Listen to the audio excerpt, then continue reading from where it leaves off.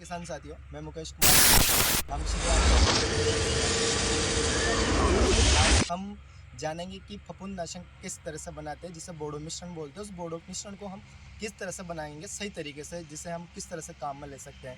तो ये इस वीडियो में पूरी जानकारी लेंगे, जिसके अंदर हम किस तरीके से बनाते हैं।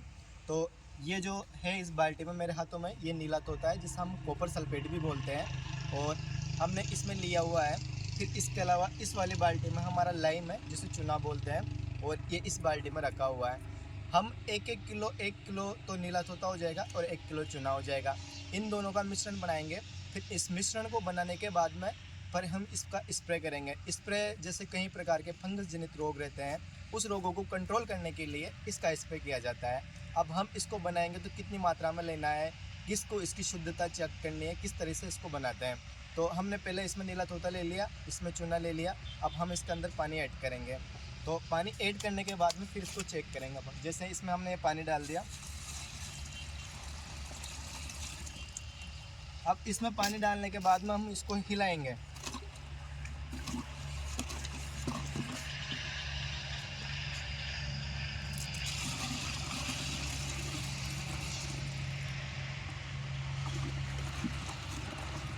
ध्यान ये रखना है हमको, जैसे हिलाएंगे तो जैसे ये तो नीला तोता वाला है, और इस चूने के अंदर भी हम इसमें पानी डाल देंगे।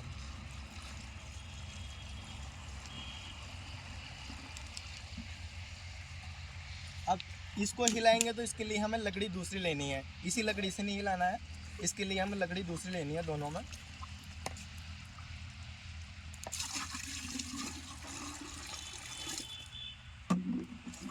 दोनों को बढ़िया तरीके से हिला लेंगे हम।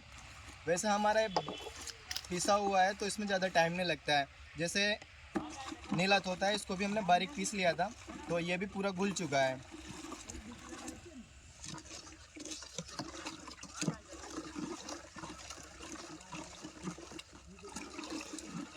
कुछ टाइम तक इसको बढ़िया हिला लेना है, जिससे पूरा पानी के अंदर मिक्स हो जाएगा।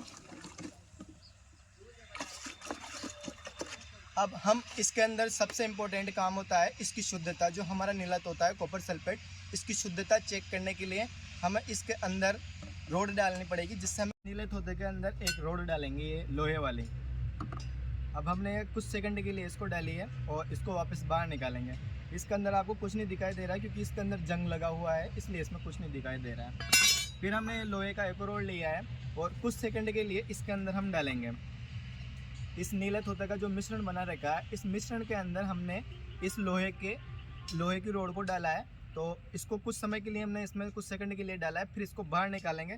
तो आप इसमें देखोगे एक परत चढ़ी हुई है, इस तरह की परत चढ़ी हुई है। मतलब इस तरह की परत चढ़ने का मतलब है जो हमारा नीला तोता है कॉपर सल्फेट, ये बिल्कुल शुद्ध है और सही है। मतलब इसके अंदर कोई मिलावट नहीं है, ये बिल्कुल शुद्ध है। इसको हम काम में ले सकते हैं। तो इसे ही एक बाल्टी में तो हमारा नीला तोता है और दूसरी बाल्टी में हमारा लाइम जो चूना है। तो हम दोनों को इसको मिक्स कर लेंगे। तो नीले तोते को अलग लकड़ी से हमने मिक्स कर लिया है, और ये जो चूना है इसको हमने अलग लकड़ी से मिक्स कर लिया है।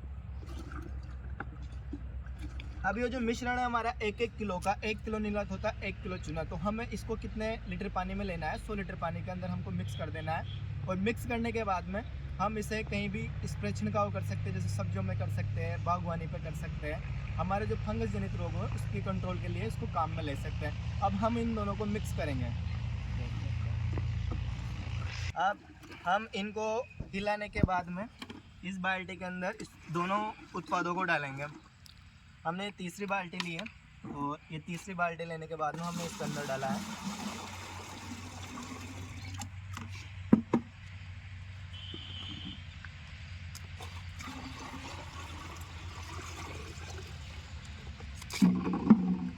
अब हमने इसको डाल दिया और इसको मिक्स कर लेंगे वापस, और फिर वापस इसको चेक करेंगे कि भाई ये सही है या गलत है। तो इसके लिए वापस हम इसके अंदर ये रोड डालेंगे।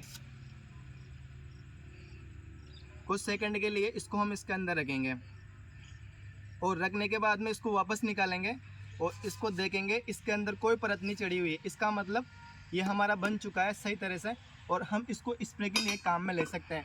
अगर वापस इसके अंदर परत चढ़ेगी तो हमें फिर क्या करना है, इसके अंदर चूना ऐड करना पड़ेगा। जहाँ तक वो परत ख़त्म नहीं होती है वहाँ तक इसके अंदर हम चूना ऐड करते रहेंगे।